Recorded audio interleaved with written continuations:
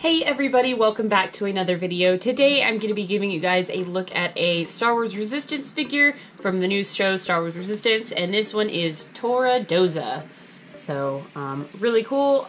She's probably kind of hard to see because of the light in the background, but she's very colorful, which is kind of what led me to pick her up. Now, I have seen all of Star Wars Resistance that's come out so far. They were in like a mid-season break, and so I haven't seen anything past that break. But yes, so basically, if you want to know a little bit about her, she does have a teeny tiny bio up here, but it's like so small and probably washed out from the light. Basically, Torra Doza is one of their ace pilot racers, I think that's what they're called.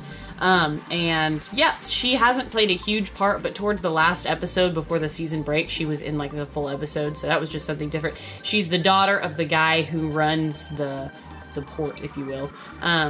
Colossus, I think is what it's called. And so, yep, I don't know still a whole lot about her, but it does say, has a sticker that says as seen on Star Wars Resistance, the show. Take it or leave it. Some people are like, this show sucks. Other people are like, oh yeah, it's okay. So, I mean, it's totally up to you on what you think.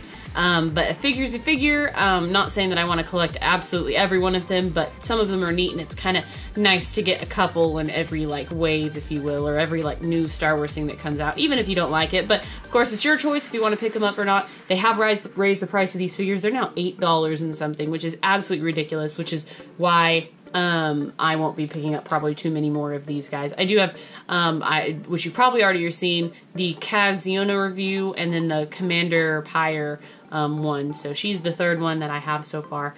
So yeah, let's get into her. I'll open her up and show you guys what's up. Alrighty guys, so here is Torra Doza, and she is a small figure, let me just say. She's like super tiny, very Clone Wars-esque with the super thin figures. It's kind of in the realm we're at right now, you know. Back in the 90s we had super beefy figures, and now we have super thin figures. Of course, these are lacking the articulation that the Clone Wars figures had, but still very good in detail and great color scheme and good sculpt, so I'll give them that for sure. She doesn't come with any weapons, which is fine, because I said it before, not every figure has to have a weapon. It's great when everyone has an accessory. It just makes it more worth buying, and she does indeed have an accessory. It comes with her face in this helmet, which I'll actually get to in a minute because I have some things to say about that. But overall, I think that she's got a great face sculpt. I mean, even you can see just all the details in her eyes and her eyeliner and the little dots under her eyes. They're just very well painted, and that's something that Hasbro, I think, has really improved on. Like, she's got brown, black, and white in her eyes, which is fantastic. I think that this is probably one of the best paint jobs on a woman Star Wars figure I have ever seen, just to be straight. And I mean, she's even got highlighting over her eyebrows and eyeliner, and then like a white over her eyeliner. It's just fantastic. I'm not sure if the camera will pick it up as well, but it's crazy. If you're at the store and you see this figure, even if you're not going to pick her up, it's worth looking at her face detail because it's so good.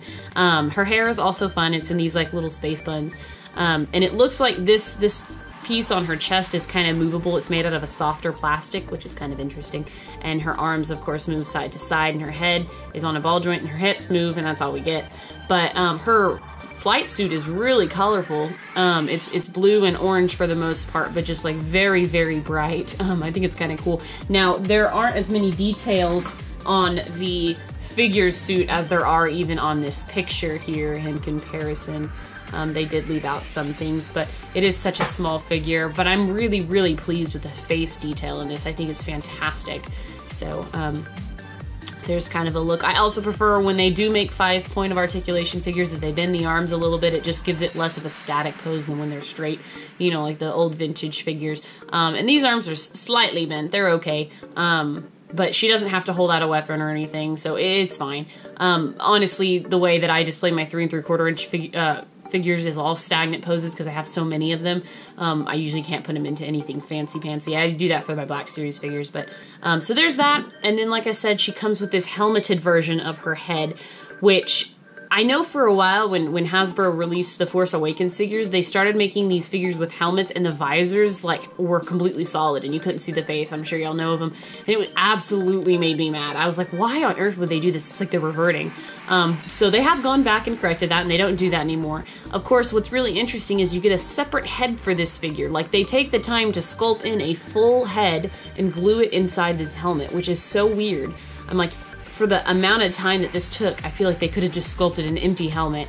But with that being said, her hairstyle, I think, actually prevents her from having a helmet that would fit normally, because it would be way too big looking. And so they probably did take that into consideration, which is fine. But you do now have 2 heads. I got 2 heads for Torra Doza to keep up with. It would have kind of been nice if it was an empty helmet, because I could just put it in her hand to display her that way. Let me get this in. Wow, okay. It doesn't fit in quite as nicely as the other one. And you also really can't tell who the character is as much. But the helmet does look good. I mean, I can't deny that. There is some sort of dot that she's got in front of her visor that's really annoying to me. That's sculpted in there, so I can't get it. It's been put in, but you can tell there is separation between her mask and her face. So they really did sculpt a head and then put the helmet on and glue it together. So that's just kind of an interesting take. I prefer displaying her without the helmet because her face detailing is so good. Just with her other one, and her head also rotates a lot better. It's like she's definitely made to have this head on full time, but she does have this option of a helmet that I now have to keep up with, which is fantastic. But let me know what you guys think of this figure below. Is anybody else interested in getting the Resistance figures? I think they're pretty cool. They have some specialized art design, you know, that we kind of got from the Clone Wars and Rebels, which is cool. I like when they do that and they kind of veer off from the average. But I hope you enjoyed this video nonetheless, and stay tuned for more videos. I always have them coming. Thanks, guys.